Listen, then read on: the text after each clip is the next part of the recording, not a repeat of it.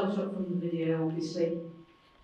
I'm Maria Exall. I know some faces here. I'm this year's Vice President of the TUC, and as John said, I'm also from the Communication Workers Union, and certainly be going to our conference. Recording in progress.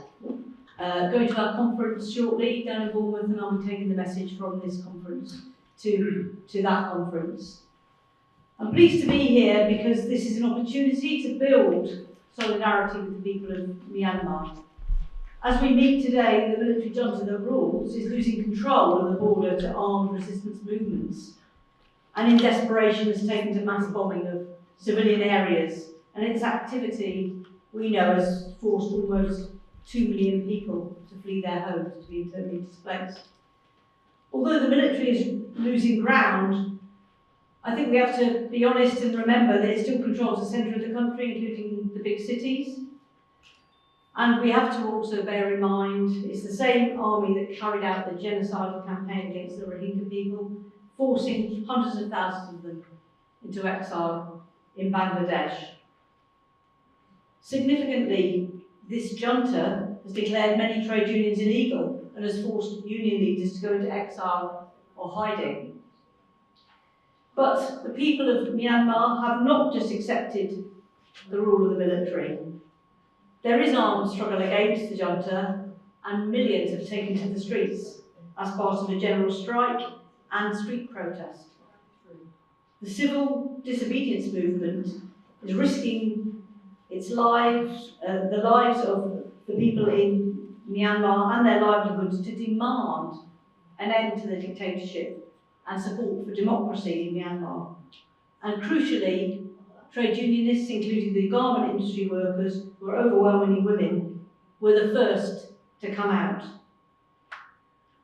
We know, those of us who are international trade unionists, we know how important it is for the organised labour movement to stand in resistance to authoritarian nationalism.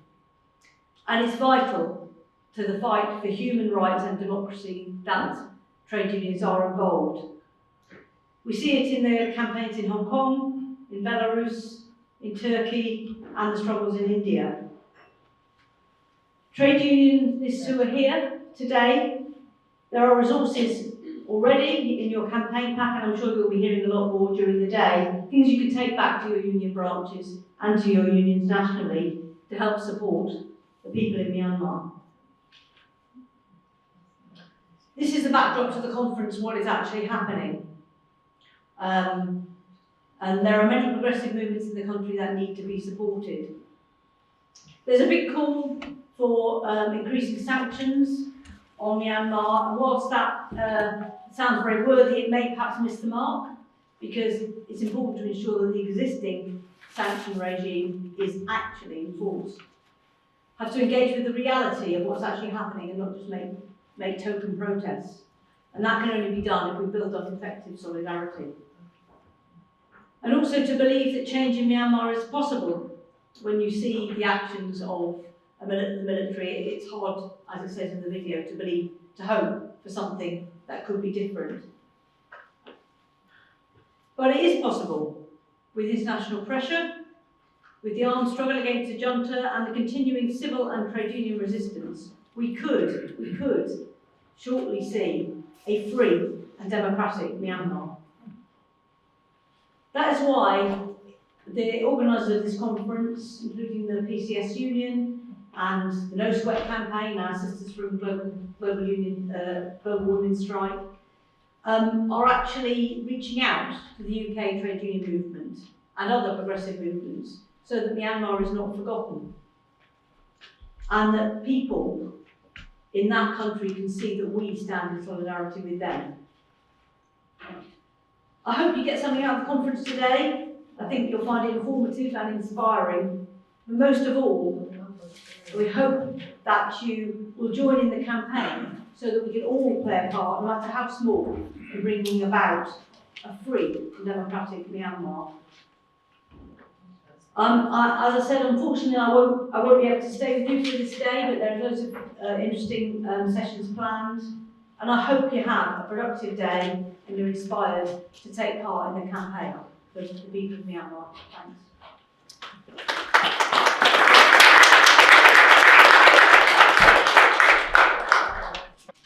afternoon.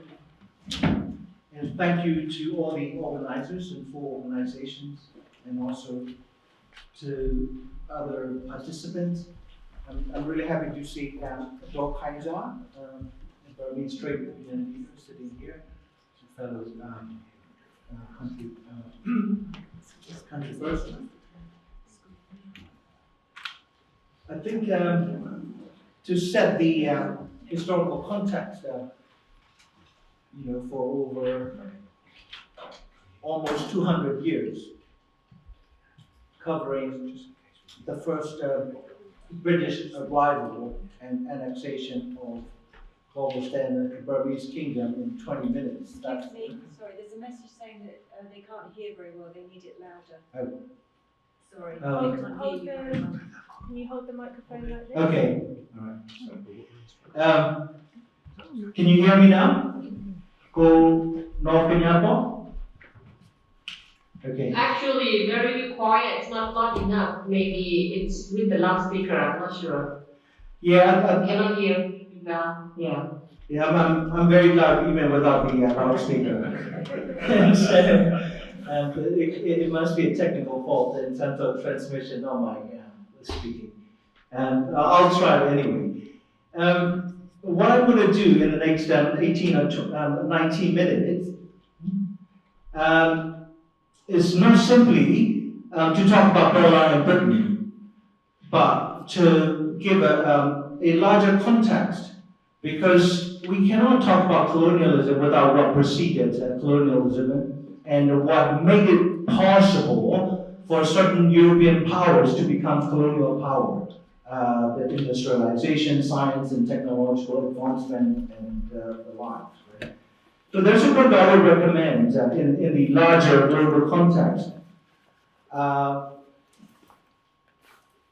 by Eric Williams, founding president of Trinidad and Tobago. The book is entitled Capitalism and Slavery. And it was his, doctoral thesis at Oxford in the interwar years. And he was a pioneer that led the intellectual movement that came to be known as racial capitalism. Because whether it's colonialism or fascism, capitalism is the glue that runs through this continuum of colonialism versus fascism. Because, we in Burma experienced a colonialism as both white racism and a capitalist exploitation. It isn't just one or the other. It was both. I grew up in Burma, Mandalay, right across the street from the old palace where my ancestors used to work. They got laid off when the British came in. They lost a job in the cushy jobs in the king's inner circle. And so I grew up in a house without plumbing, like 99% of Burmese at the time, in the days of the military dictatorships in the 1960s. And I remember as a kid bathing under this tamarind tree. Half of it was charred because the fascist Japanese that occupied Burma for 3 years during the Second World War, and the retreating the British colonial forces, they were fighting each other, and we were, grass trampled on by both the fascists and colonialism. Colonialism. So let me just state first off my position for the colonized people around the world, including the Burmese. I'll go into the Burma specifically. Colonialism and fascism, they differ only in degree, not in kind. Racism and economic exploitation were the two fundamental pillars. So I call this ideological triplet: colonialism, capitalism, and fascism on a continuum, or you can call it the unholy alliance that made up ideological West, what we have come to know as the West and Western civilization. That's the ideological backdrop. And so I don't apologize for saying that, Winston Churchill, as Dave, the rapper from Stratton, called it, in his words, Winston Churchill was a German, no, Hitler was a German Winston Churchill. And then, we live like 20 miles from Churchill's house in Chartwell, so we frequently take visitors there. I studied how he lived and enjoyed the fruit of the labor the British Empire had produced for the white ruling class here. I use the word white or white man, not in the sense of skin color, but the ideological makeup. When I went to the US as a student back in 1988, before the uprisings, I ended up as a student janitor. My friends were white janitors, right? I don't call them white ruling class, and then the same here in this country as well. So the other element is racism. The way the capitalism and colonialism had worked in Burma since 19th century, 1824 onward, was that people were pitted against one another.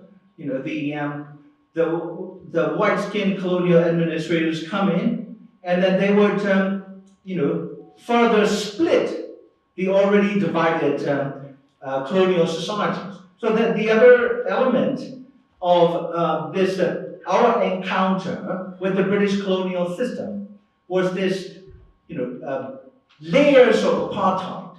The South Afrikaners got the bad press, but the British were among the pioneers of this system, apartheid. Right? And the same in the United States as well. If you look at, that we grew up, this is very important. For many of us from a formerly colonized societies, whether French or British or Dutch or Spanish or or Germans, we were taught to take basically to look up to the white man and the Western civilizations. That's why I have friends who grew up around Birmingham with the South Asian ancestries or roots, like Kashmir, Pakistan, other places. When they were growing up, they say, these were, brown boys like me. Say, yeah, we ruled 25% of the world. And then the smarter ones say, we? So now, to the Burma specific. Burma today is undergoing what I would call internal balkanization. The country's external territorial boundaries are not being shifted. They're not being redrawn the way, say, the 6 republics of Yugoslavia had done, and in 1990s, early 1990s, resulting in the genocide, or actually multiple genocides, like triangular thing, like Bosnians, Croats, as well as Serbians. The alliance is shifted. It's not a simple, straightforward narrative, because I also study Bosnian genocide. What happened when the British arrived were two things. To develop the economy, a transformation of the agrarian economy that was primarily for subsistence purposes. The people grew things to feed themselves. Right? To industrial scale agricultural economy. So the in quotes, virgin lands were developed in the Aravalli Delta, the Arakan coastline, and there, where the genocide took place in 2016 and 17. The need for labor facilitated or triggered the British policy of labor imports. Labor was labor migration from India and Bangladesh was, subsidized as a matter of British economic policy. Labor markets need to be filled because the locals did not have this turbocharged of greed because their subsistence, families and communities, that they grew what they need to survive.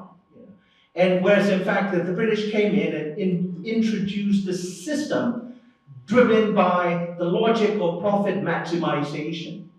And then that runs through all the ideological systems or the economic systems that we will get to in a minute. And that if you've got like a handful of people coming as refugees or settling in your village or in your city, everyone's kind to them, wanted to help them. But if you've got like 2 million people arriving within 2 weeks or 6 months, all of a sudden, you've got this extreme reaction from the natives, understandably. Yeah? Like, oh yeah, these people are taking over our land, or the racism always has a material basis. Some people reap the benefits, and some people are marginalized, and that's what happened in Burma. And then that's how we developed the anti-Indian racism. This is ironic because everything we had as a culture, philosophy, religion, kingship system, the models of administration, the code of conduct, they were all like rooted in Indic civilization. Buddha, for God's sake, was Indian, and yet we have come to hate the Indians, irrespective of their religion, Hinduism, yeah. And then, in the colonial in the 1920s, when the stock market crashed, 1929, the great crash, the agricultural economy collapsed, and the whole retail banking systems that the Indian Chitya from Tamil Nadu oversaw. They were the retailers, but the real guys, the real masters were Lloyds and Barclays. Right? And then as soon as the fascists came in 1942 December, Lloyds and others, they shut their bolts and they flew back, or they took the seagoing ship home to Surrey or London or wherever they may be, right? And so the Chittias got the bad name because they were the ones who remained, and so we developed the racism there. And then the other one was the so-called indigenous people, the minorities, the natives, sons and daughters of the land, right? And so that there were some prejudices. You could even say like racism, but the idea of race was fluid. It wasn't rigid.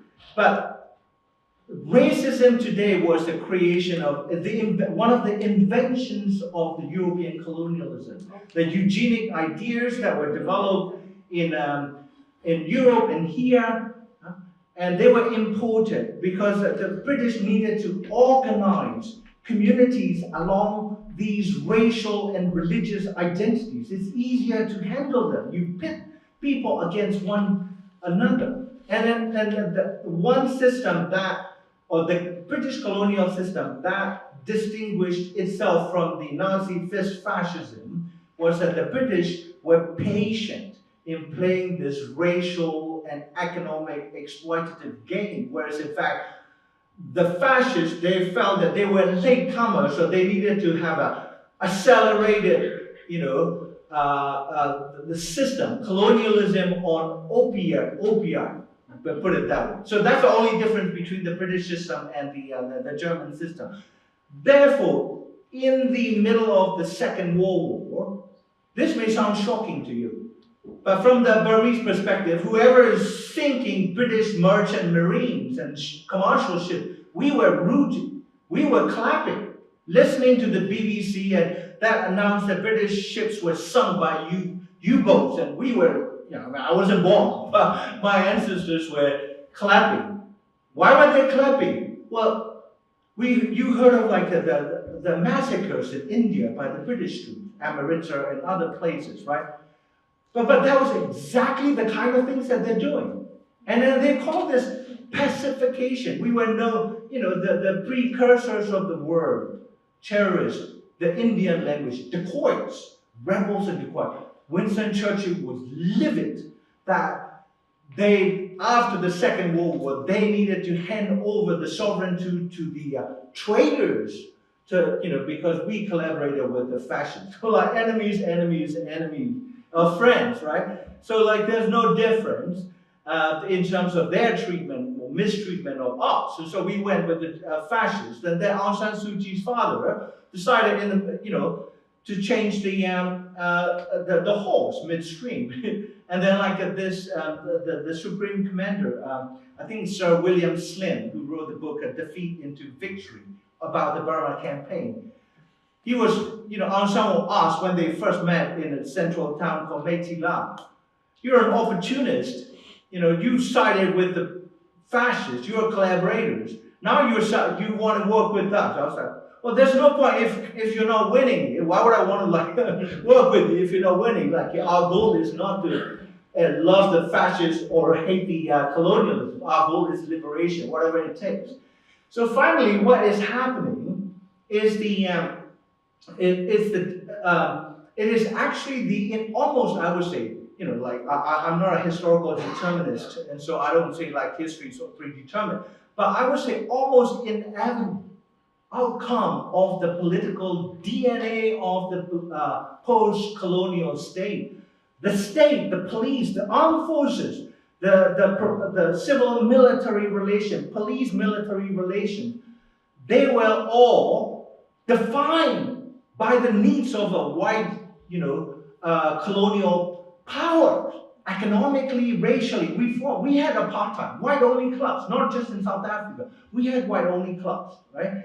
And then so the DNA was, number one, divide and rule. Number two, state institutions are there to serve the economic and ruling class power and interest, not the people.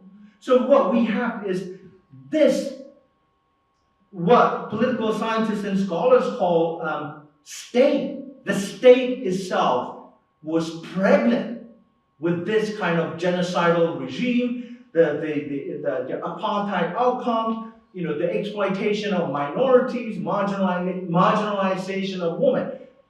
If you look at British colonial rule and cases, Kenya, India, Pakistan, Palestine, Burma was another British mandate. When finally we were,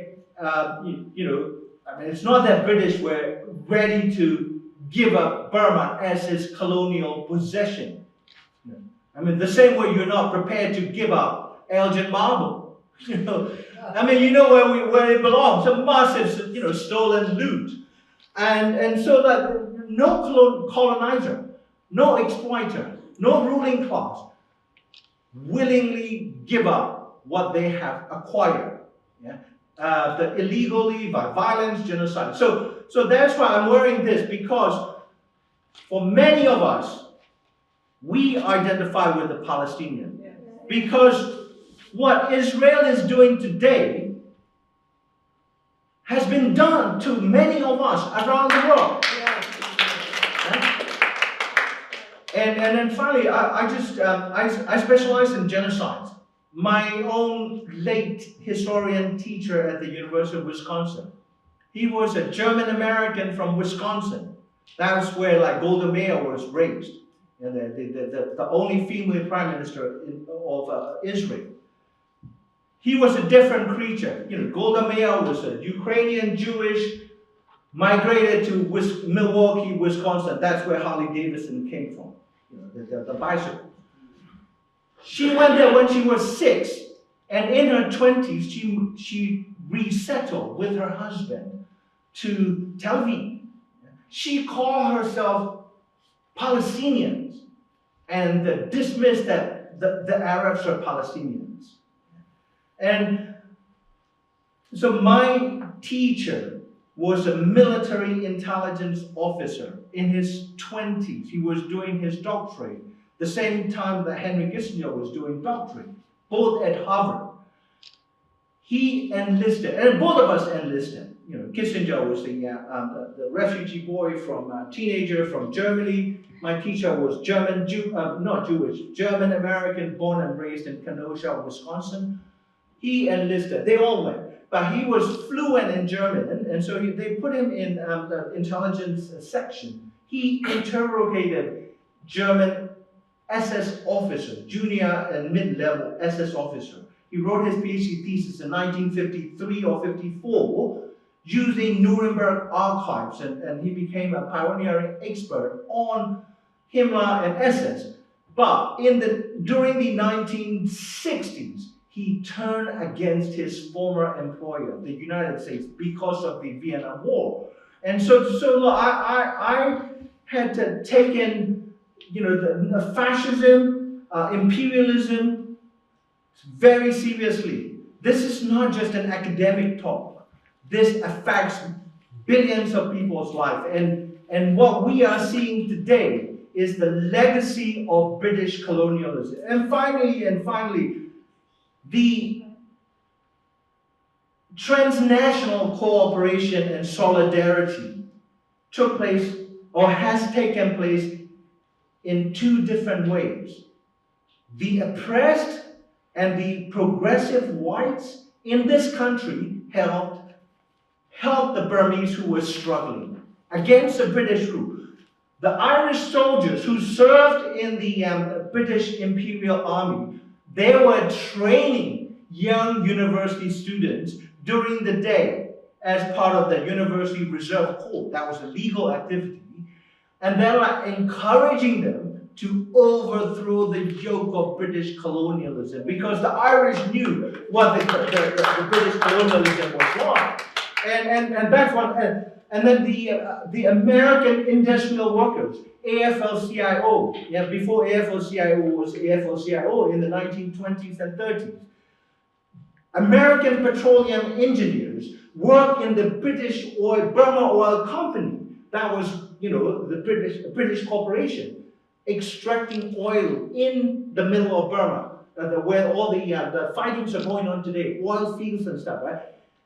The engineers brought the idea of mass mobilization, labor strike, marches. We learned from both the white English and white Irish progressives and radicals. Yeah? So we owe it to them. The same way we owe it to the American engineers. We didn't have a mass public. We were a feudal system. No citizenship, no race, only subjects, no rights. So I think today's event is very, very important historically to the whole of Burma and to us. And then so I think we need to dismantle this system first ideologically. Remember, colonialism, capitalism, and fascism, they differ only in degree, not in kind. We must be united, whatever our skin, whatever our faith. And otherwise, they will split all of us, throw crumbs at the white working class, and instill them white supremacist attitude, and make them hate us, and join the union of British fascists, if there's another coming. Thank you.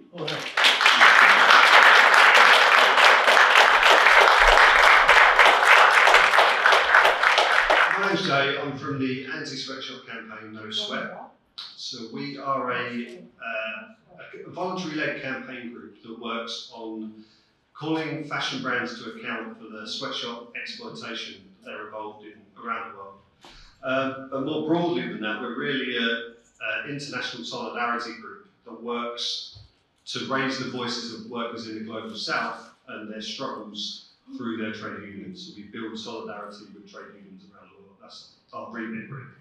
So in some ways, I should speak today about the brands like Primark, Zara, and H&M, and their complicity in the exploitation of workers in Myanmar, of which there is plenty.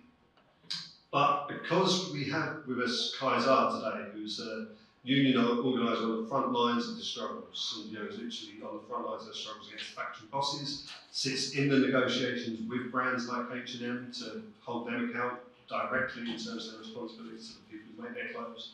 Really, she's the qualified one to talk about this. I'm just part of the campaign that raises her voice up. So instead of focusing on that, I'm going to focus on solidarity and its importance in relation to the gold workers in Myanmar.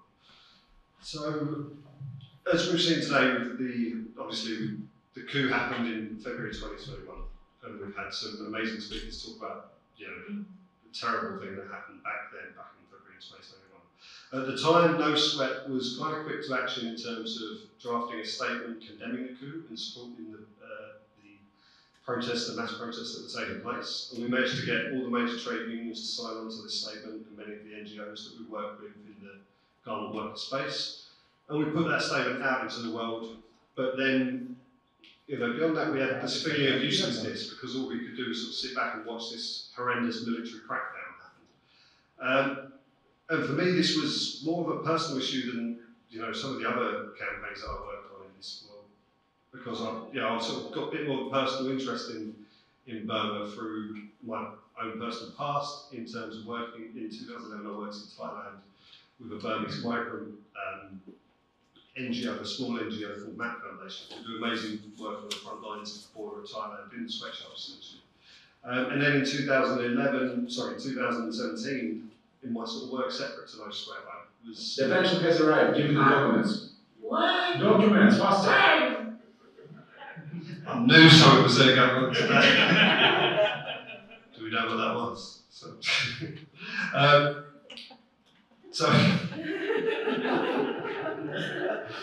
Let me start again. So in 2017, I was involved with still am involved with a very political punk band in Burma. That I won't name here, but we've done a lot of solidarity work, raising funds for them. They do amazing work on the ground in Burma, supporting street kids and all sorts of activism. And we brought them over to the UK for a UK tour that, as well as doing gigs, involved a lot of activism and speaking to people, meeting activists and stuff like that, which was a really powerful experience for me. And I know for them, when they said they went back to Burma, they said they were taking a lot back with them that they were implementing their communities. So if you fast forward from 2017 to 2021, we were suddenly in a situation of watching these friends that in that time that become really close friends with these people were heavily involved in the protests when the crackdown happened. I personally, and I'm sure many people here, have had the same sort of feeling of absolute helplessness and just terror at the potential, the safety of our friends, what is going to happen to them with the military crackdown.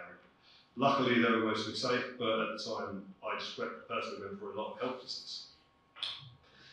Now, in September, October time, the trade unions in Myanmar finally issued a statement calling for international fashion brands to leave. And this was a period when we managed to get over that helplessness, and we managed to find something that we could really, some concrete action we could take. Because our job as an international solidarity campaign meant it was a call to action for us. But they needed support, they wanted international fashion brands to leave Burma, and we were prepared to support them. Now there was arguably a slight problem in some ways, because for the past 20 years, No Sweat's had a history of not calling for boycotts in Burma, right? Sorry, in the garment industry.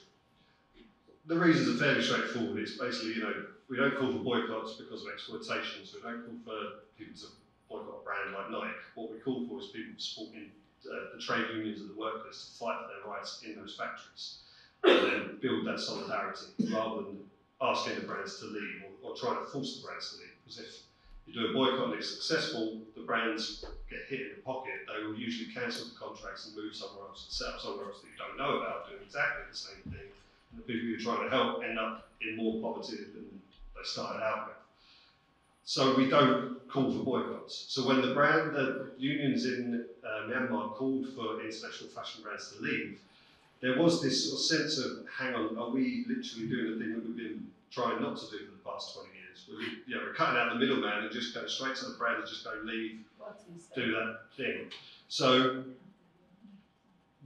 there was arguably an issue there, but there is one caveat to that policy, and that caveat is we don't support boycotts from brands unless the workers call for it themselves, and that's the key bit. It's international solidarity is all about supporting the workers in their choice of action. That is what solidarity means. So.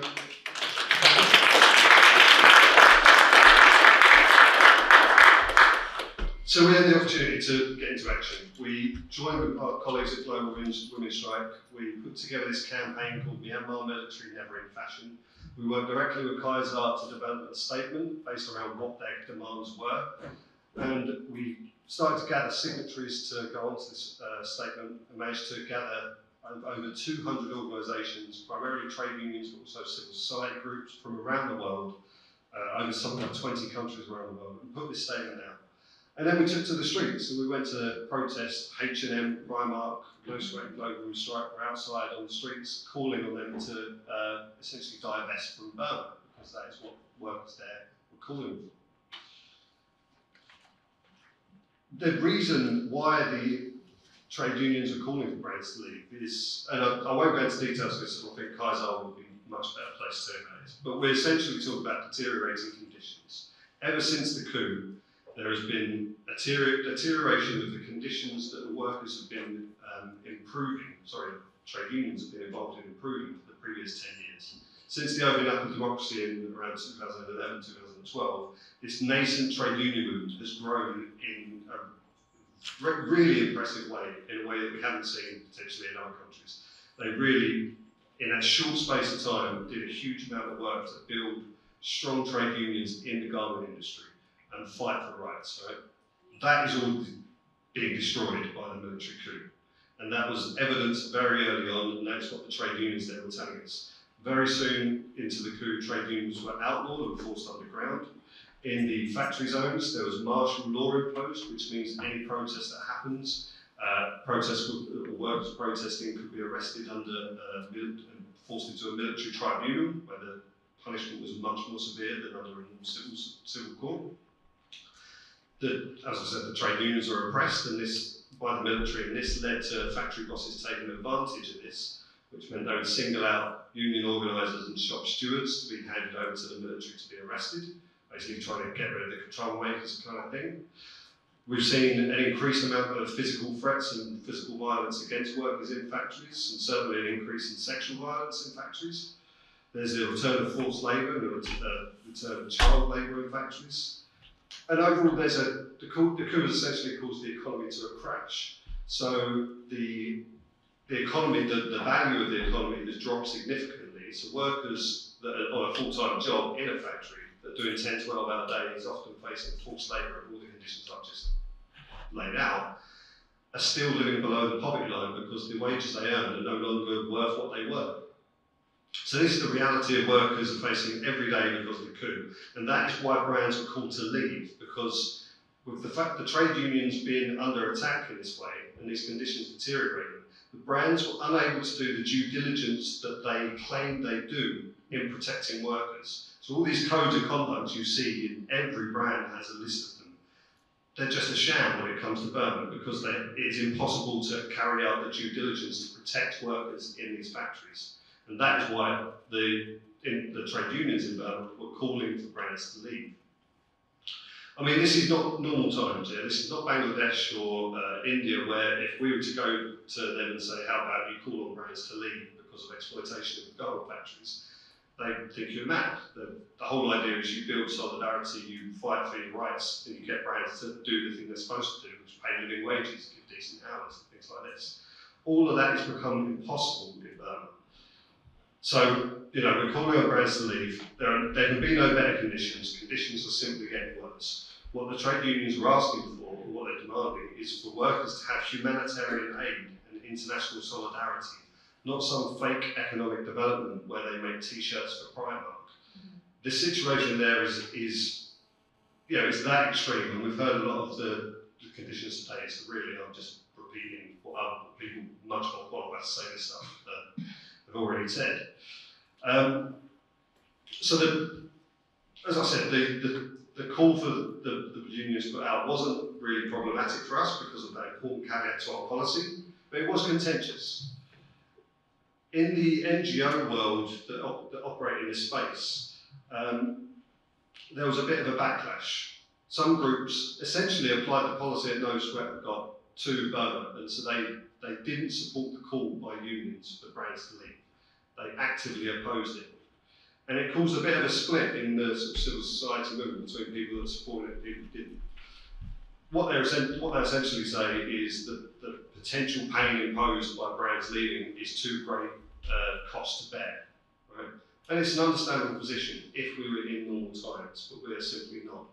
So what we say to people that are potentially pushing or opposing the trade union position is this is what solidarity looks like.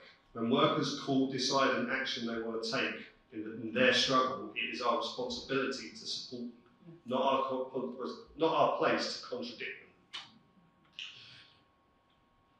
So, I mean, we're trying to build bridges in this situation, and we understand that people who are opposing this are well-meaning. It's people who are on the same side of the fight against the military regime. Everyone wants to see an end to the military regime, and it's just a question of tactics, right? But what it comes down to is by not supporting the position and saying that workers should continue on going to work under those conditions, is they're calling for business as usual. They're calling for business as usual despite the coup, despite the repression, despite the mass arrests, despite the killings. They're basically calling on the independent workers movement to keep their heads down and stay silent while their country is essentially in revolution.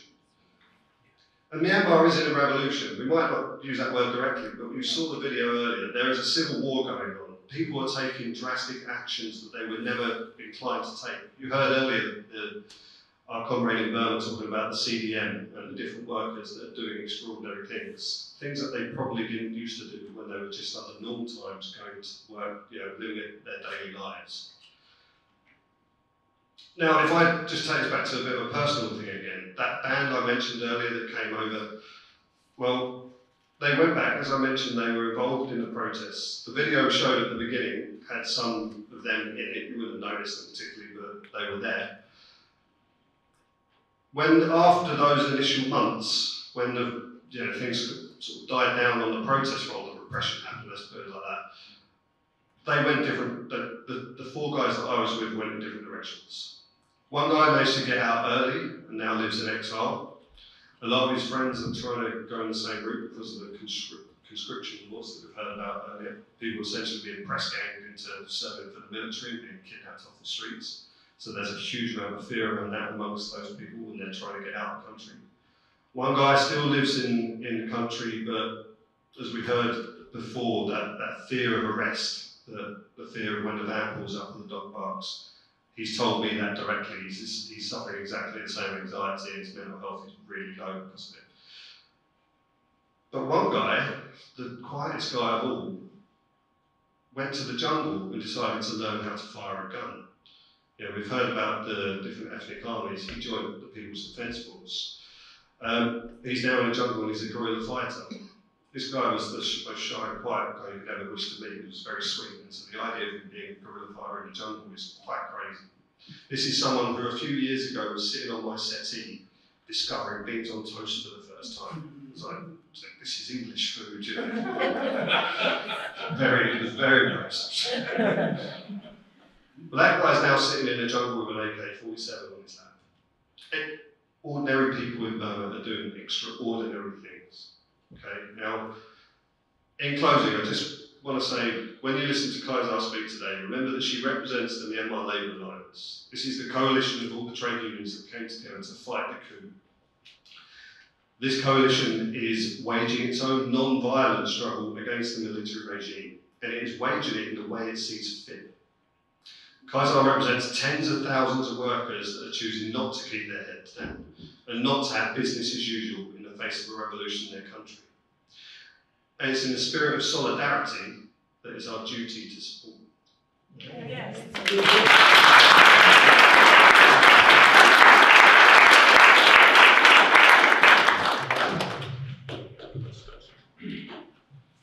Okay, I'm just going to go for it. I've been told to go ahead. Hi women's strike was helping organise today's conference. I just wanted to start by dedicating this speech to my dear friend and colleague Liz Hilton, who died unexpectedly a year ago, nearly to the day. She lived in Thailand and she was a point of reference for Empower, the sex worker organisation there, which includes many immigrant women from Burma, as well as the point of reference for the global women's strike in Thailand and our work with the movement in Burma. She was a coordinator of the Community Women Human Rights Defenders Collective, which brought together women from 19 different grassroots struggles, and she would have been organising the conference with us today, so Liz Hilton presenting. Just for a bit of background for those of you that don't know us, we're an international women's network campaigning for a care income for all the unwaged caring work, overwhelmingly done by women, which is central to society but mostly unacknowledged and unseen. And we're campaigning for a care income to protect people and the environment and to end our poverty.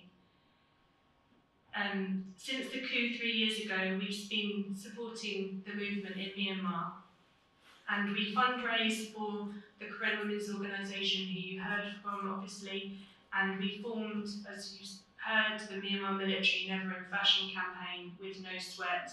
We've been working with Exall to advance the call for economic comprehensive sanctions made by the Burmese unions. And as was said earlier, but just to reiterate, we always point out that garment workers, obviously overwhelmingly and mostly women, were among the first to come out on the streets against the coup in 2021. So we're outraged about the killing and the maiming of civilians, the bombing of villages, as you've seen and heard, and the rape and torture of those arrested and imprisoned.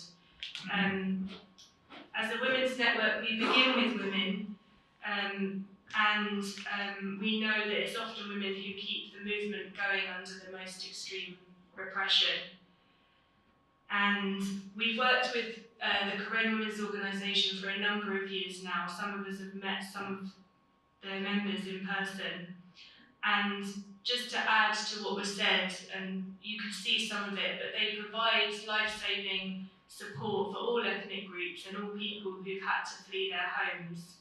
And there's some more information in your chairs, because as you heard, more than 3 million people are now displaced, forced to flee, hide in forests. People are hungry, tired and traumatised. Women are also giving birth in these extreme circumstances. There are many press reports of women giving birth either on the run, hiding from the military, where one woman and the midwife were the only 2 people left in the village while everyone else had fled while the woman was giving birth, and giving birth in the jungle, which is, as you can imagine. So the KWO is providing food, materials for temporary shelter, birthing supplies and hygiene materials so that people can survive until they can return to their villages, if they can, because many people are having to run. They might have to go back for a bit, have to run again, and are also constantly on the run. They settle down for a bit, bombing comes, they have to run again. So it's people are moving a lot. As Kaiser makes clear, the military coup in Myanmar, like military coups generally, is an employer's coup.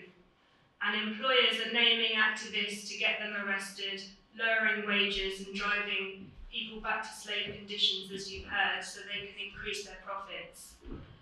So we support the union's call for brands and companies to leave, for comprehensive sanctions, and obviously supporting the civil disobedience movement and the right of ethnic groups to defend themselves against this military. We also wanted to say it's a coup against indigenous people whose land, forest and waters are being destroyed and polluted. and we must acknowledge that everywhere in the world it's indigenous who protect the environment. When the military bomb villages and kill people, they also destroy the environment and all living creatures and the climate. Some of our network is in or from countries ruled by military dictatorships or fighting coups. So, for example, the domestic workers in our Peru network. In Haiti, the first to abolish slavery, our Haiti working group organises in support of the movement resisting UN occupation and US imposed governments in Haiti, which have killed tens of thousands of people since their much loved elected President Aristide was forced into exile by US Marines with the complicity of Haitian elites. And we're also organising with the International Jewish Anti-Zionist Network against the genocide in Palestine and take part in their weekly picket outside the Israeli ambassador's residence, as well as all the other marches and actions taking place. We wanted to point out and underline that murderous governments work together, so we must work together against them. And you've heard a bit, you've heard some, but we wanted to add that Israel armed and supported Myanmar's Rohingya genocide. And when Aung San Suu Kyi was called to give evidence to the International Court about the genocide, which she was covering for, she covered for the genocide, she got a message from Israel wishing her good luck. Israel was also advising the Myanmar junta on how to portray the Rohingya genocide in the school books. Of course, they're experts themselves. And we comment on Israel particularly not because we're horrified and infuriated by their killing and starving of children, women and men in Gaza, but because they, with their US and European funders and backers, spearhead the far right in the world. And they're examples for the racist, nationalist Indian government, the new Trump-like president of Argentina, and anyone bent on land grabbing, war and exploitation. They want to wipe out entire generations and wipe out our future movements. But we're here to say they won't succeed. In Myanmar and Palestine and Haiti are examples not only of their murderous intent, but also of the determination and resilience of our movements. So just to say, all children are our children, Rohingya, Palestinians, Sudanese, Haitian, Burmese, and in denouncing the Myanmar military and all coups and occupations and their backers, we denounce all their attempts to exploit and genocide us. Because if life is able to be expendable in Palestine, in Haiti, or in Myanmar, it can become just as expendable elsewhere, including in the UK. So, the international movements we're building are the only thing that's going to protect us, and that's why we must support the call for comprehensive sanctions made by the Myanmar unions and the Palestinian call for boycott, divestment and sanctions against Israel. So please stay in touch with our campaign. It is ongoing. We are still campaigning with Myanmar military in every fashion. There are still UK companies and brands operating in Myanmar, even ones that have said they are going to leave are still operating there. We have, please stay in touch if you're interested about the Korean women's organisations as well. So long live the movement in Myanmar and invest in caring, not killing. Thank you.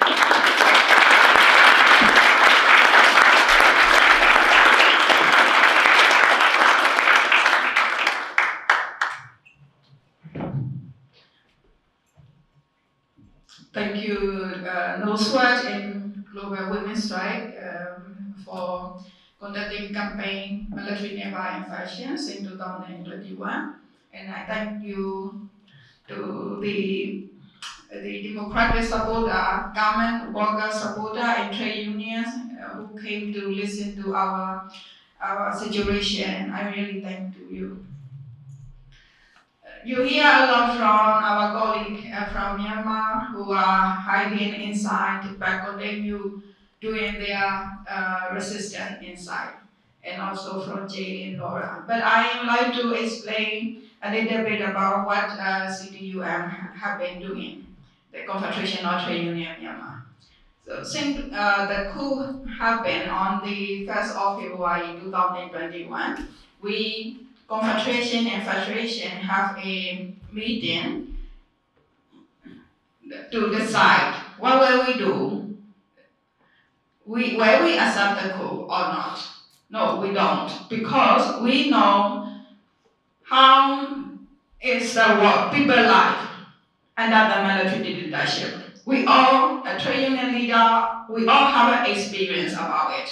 So we decided not to accept the coup, and we announced we don't work with them, and we withdrew from the tripartite mechanism. And we organized our member, and we were on the street together with other 20 million people in Myanmar.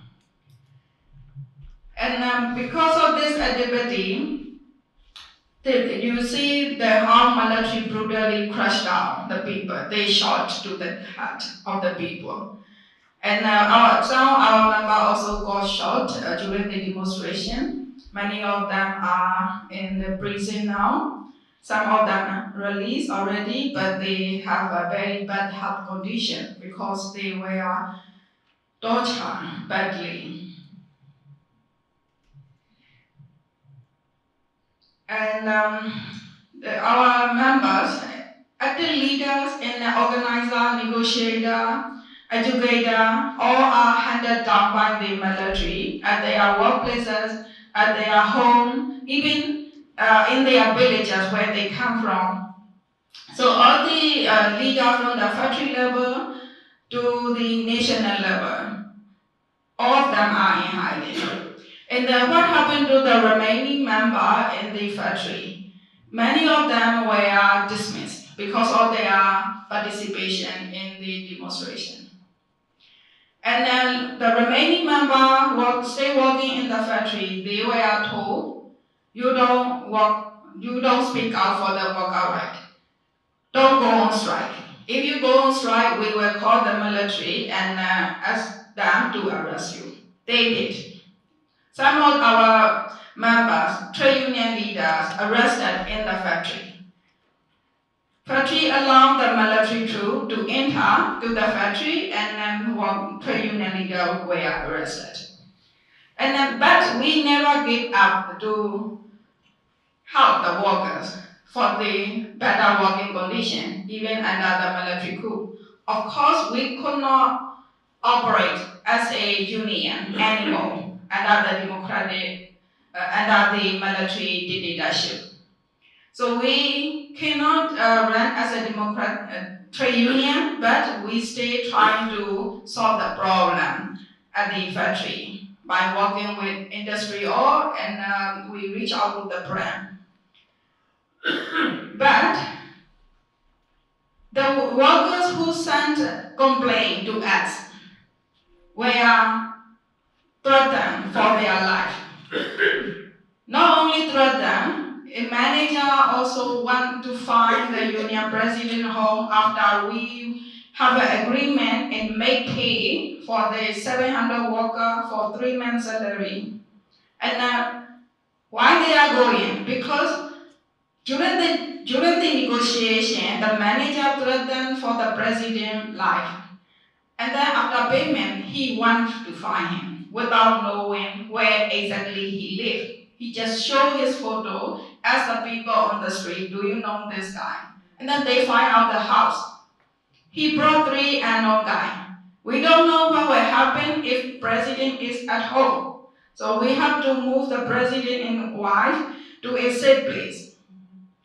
And then we face many the retaliation by the umbrella, like management allow unknown group to the factory and ask our member to go with this unknown group. So say they are from inspection department.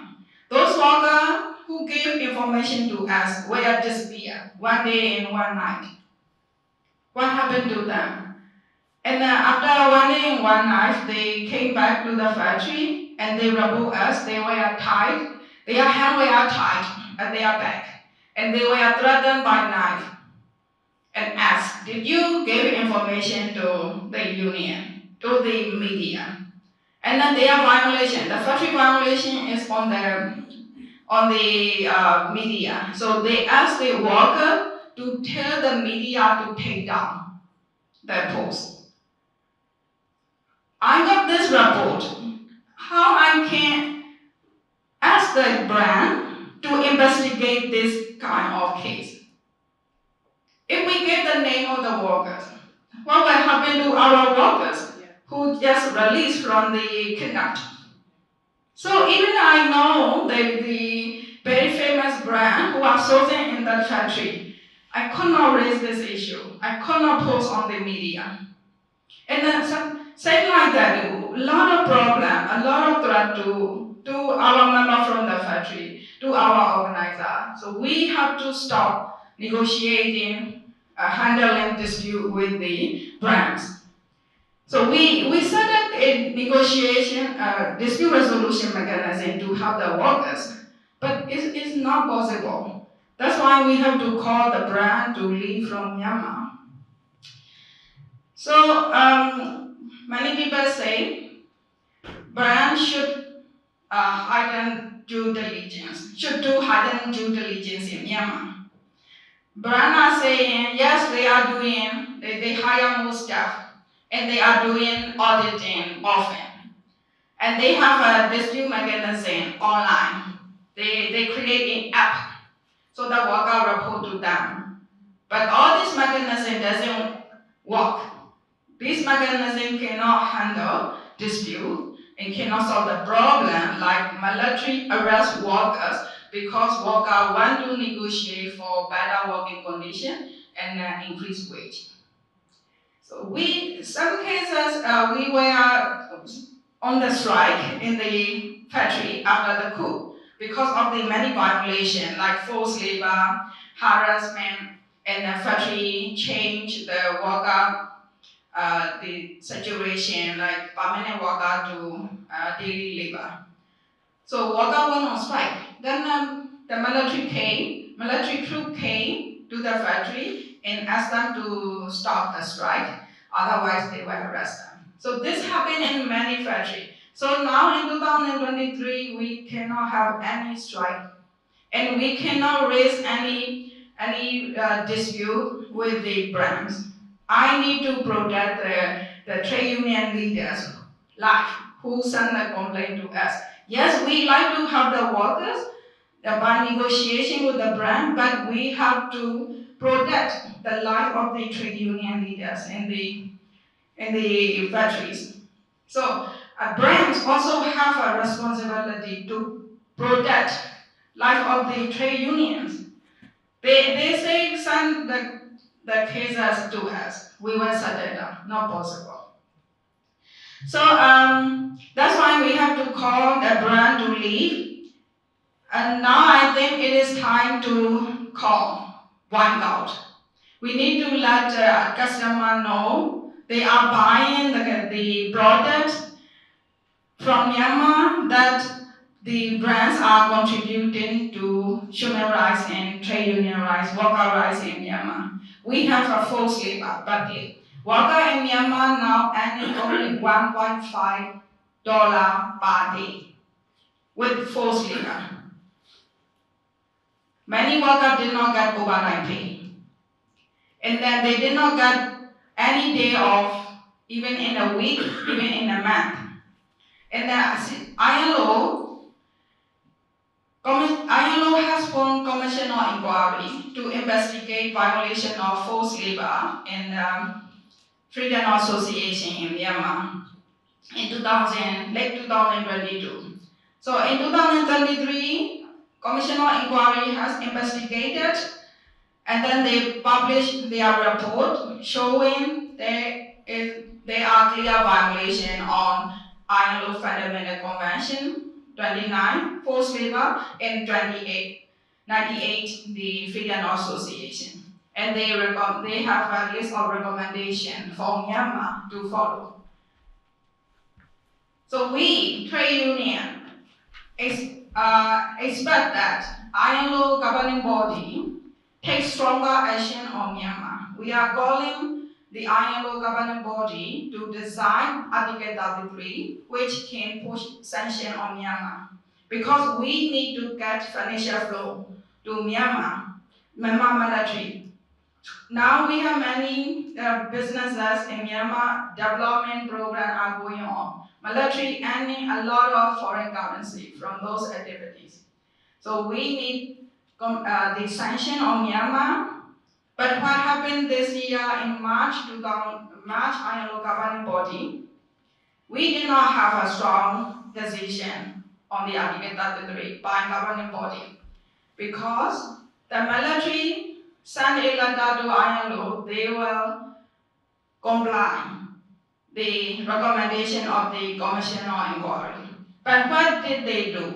In February 10th, they enforced the Myanmar Military Service Law, which is known as the conscription law. After this law enforced, youth were grabbed on the street from the houses, and households are asked to send their children to serve for the military. And the workers who live in dormitory and the industry zone are taken by the military troop and the administrative officer to serve for the military. So I remember they are reporting us, they have to leave from the factory, from their villages, because they are asked to come back to the village to take the lottery. So if they win, they have to serve for the military.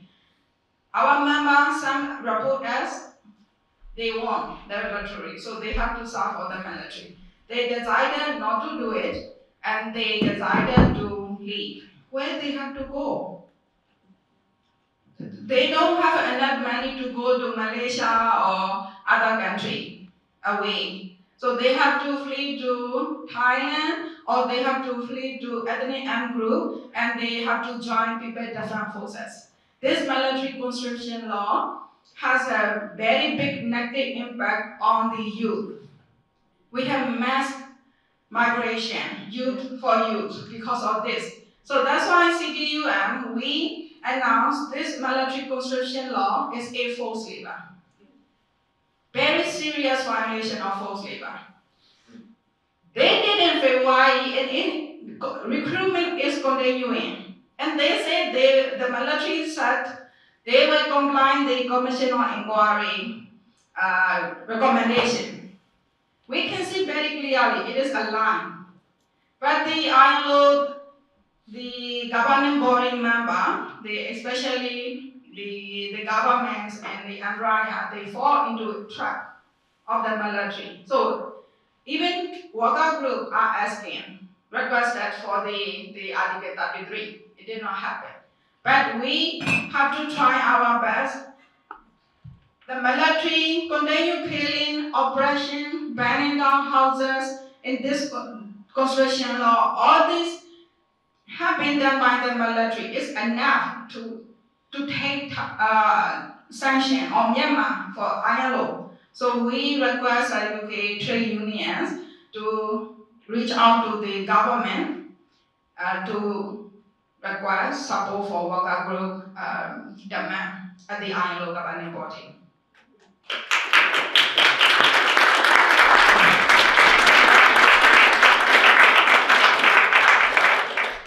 Okay, thanks so much. We're going to bring the conference to an end, but we've got one final speaker before we do, and that's Jeremy Corbyn.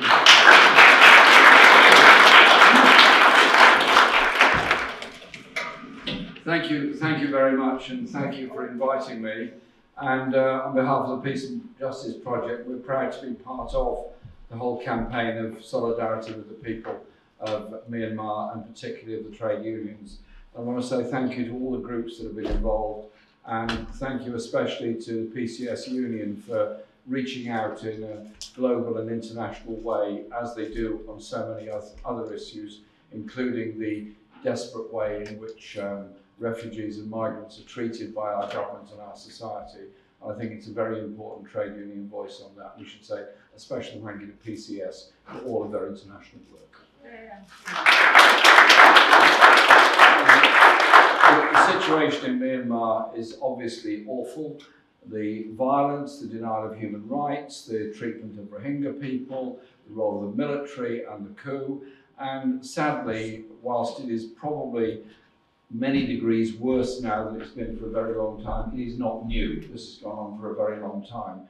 And indeed, I recall more than 20 years ago, marching through the streets of London when there was a coup at that time, and then the then leader of the democratic movement, Aung San Suu Kyi, was put under house arrest, and there was a very big demonstration in London, and we've carried on with that ever since, and indeed raised the issues many times in the House of Commons on issues of human rights abuse, ethnic cleansing, and the activities of the military, which of course has a very special and very powerful role in society, going right back to the independence of Burma in 1948. And indeed, reading the analysis of the foreign policy of the then Labour government in the 1940s, which frankly doesn't stand up to anything like the examination, which would be good in the sense of the examination of its domestic policies. Its international policies were frankly largely imperial, particularly in relation to South Asia and other parts of the world. And that's something that does have to be analysed a bit more. And indeed, I'm analysing at the moment, so I was writing a chapter on international politics in a book, so I'm very attuned to all this at this very moment. The other point I want to make is about practical solidarity and work that will be done on that.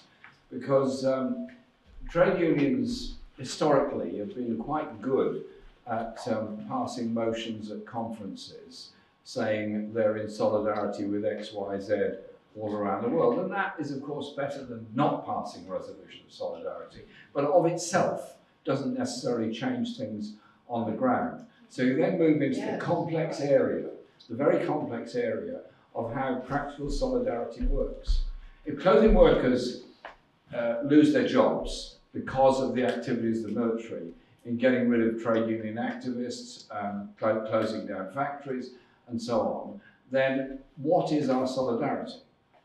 In my view, our solidarity should be guided entirely by the wishes of the clothing workers and their union in that situation. It's not up to us to decide what that solidarity should be. So if they are calling for sanctions, for boycotts, for not importing garments that are made there, I support that and absolutely agree with that. And that means it gives us a great opportunity to put pressure on the biggest companies in Britain that import clothes. Look at Primark, look at all the other big labels and big brands, and look at Tesco and so on, all of those that are now quite big clothes importers. It's important that we do everything we can, either through unions organised in those companies where they are organised. Tesco, by the way, is a fully unionised company, mainly Usdaw, but it is fully unionised. It's worth putting that pressure on where you can.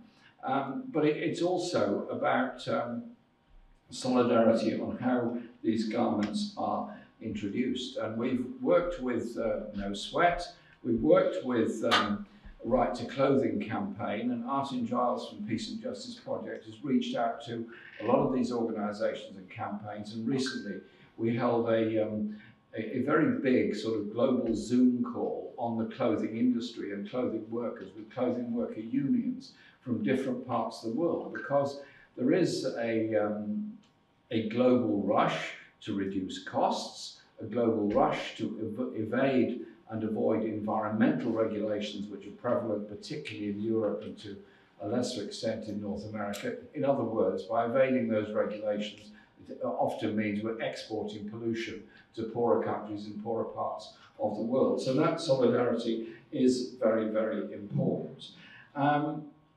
The International Labour Organization exists for a purpose. It's the oldest UN institution. In fact, it precedes the UN. It was founded in 1919 at the time of the establishment of the League of Nations. In fact, it's the only bit of the League of Nations that survives. It is a very important instrumentation we can use to call out those countries that are in denial of union rights, or evading union rights, or dismissing people for trade union activities, or forcing people to work in dangerous conditions. Unions in Bangladesh have used that after Rana Plaza, and it's been used in a number of other places. Again, none of this is simple, but it is important to do it. And we at the Peace and Justice Project work very closely with the International Transport Workers Federation on exactly those issues of calling out dangerous conditions in different parts of the world. And so we need to basically build a great deal of awareness about Myanmar within the British trade union and labour movement. And I want to say a thank you to everyone that's here today and those that have organised this conference. Because you've shown interest, you've shown support, you've shown a demand to do something about it. But it is up to us to build that information. I can say, on behalf of our project, we will do all we can to support you in that. We do have a monthly, first Sunday of every month, a big Zoom meeting, which attracts a very large number of people from all over the country, and indeed all over the world, at the Peace and Justice Project. And on September the 7th, we're holding a big international conference. It will be in London. Laura Alvarez is at the back, is the international coordinator of the Peace and Justice Project. And that conference is about peace around the world, obviously. It is about the growth of the arms trade and militarism, but it is also about the global attack on wages and conditions by unaccountable, very large businesses, which find a happy hunting ground in countries like Myanmar, where they can cooperate with the military to exploit workers there. So please be aware of that conference. Come along to it if you can, or join it, because it will be a hybrid conference if you prefer to do that. And we will make sure that the issues that have been raised here today and all the stuff that's in this excellent briefing you've put here will be there for all the delegates to see. And again, it is a global conference, and that will help to bring attention to it. This conference is entitled Trade Unions Under Military Rule in Myanmar. Well, military rule has never been far away, and the brutality of the treatment of the Rohingya people and their enforced departure to Bangladesh and every other minority group in Myanmar is a very, very serious situation indeed. So our solidarity has to go with all those that are resisting the military rule, and our solidarity in particular to the trade unions in the industrial centres that have done so much to oppose military rule and bring about a real democratic government. Because to me, trade unions are fundamental to a democratic society. Unions that exist to defend workers' rights and extend workers' rights, but are also there to take part in the wider society, and that's exactly what we're doing here today. So I want to welcome our visitors, our guests, assure them that we will give support as long as it takes. I will do my best to raise these issues in Parliament under your guidance as to what issues you want raised and what demands you want put, and also to let's look in excruciating detail at the role of British companies who are trying to evade the sanctions that the British government has, to its credit, supported, but not to its credit, done nothing to enforce. There's a kind of pattern here, actually. And so we'll be working on that as well. And so you've had a very full day today. I'm delighted I was able to get along at the end and give you that message of support and assurance that we are here to work in solidarity with workers and trade unions all around the world. Because fundamentally, it's working class movements and workers' organisations that guarantee democracy, that guarantee environmental sustainability and guarantee decent rights and conditions. It's up to us to do everything we can in solidarity with those that are absolutely today on the front line in Myanmar. Thank you very much.